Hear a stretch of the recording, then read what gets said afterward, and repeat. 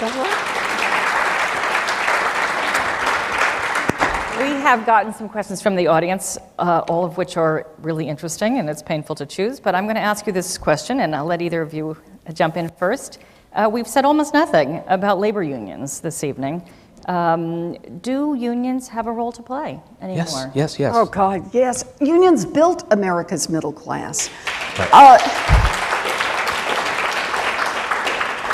And they built it in multiple ways. They built it partly by getting out there and fighting for better working conditions, for fighting for higher wages, for fighting for the 8-hour workday. I saw a bumper sticker the other day, the weekend brought to you by the unions. So part of it is that, and all of that spread. So the collective negotiation then spread to other workers, whether they were unionized or not.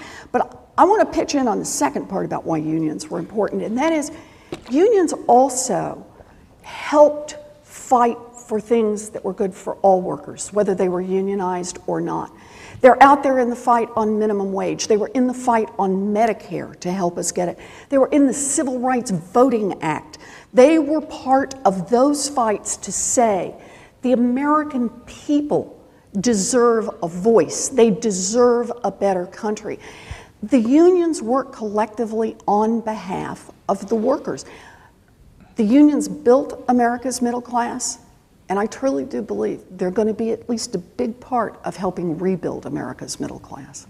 In the state with the highest rate of unionization, I might add, is where we sit today. So that's right. Although Massachusetts is not far behind.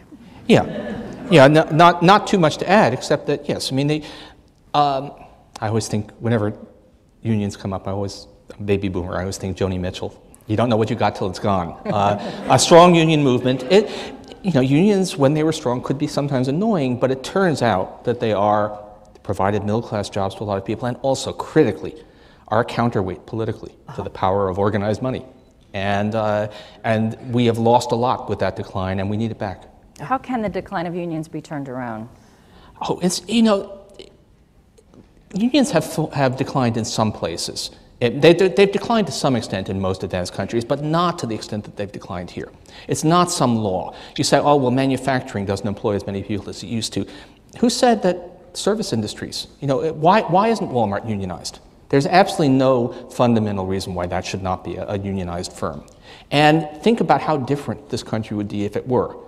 There is really no law that says that it was, in fact, a concerted political assault.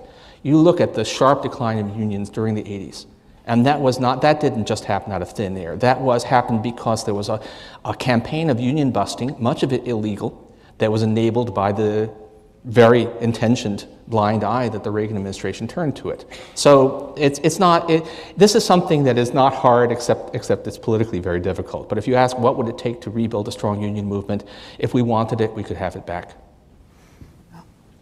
I'm going to ask a final question that came from the audience. I have a feeling we could discuss this. You could discuss this.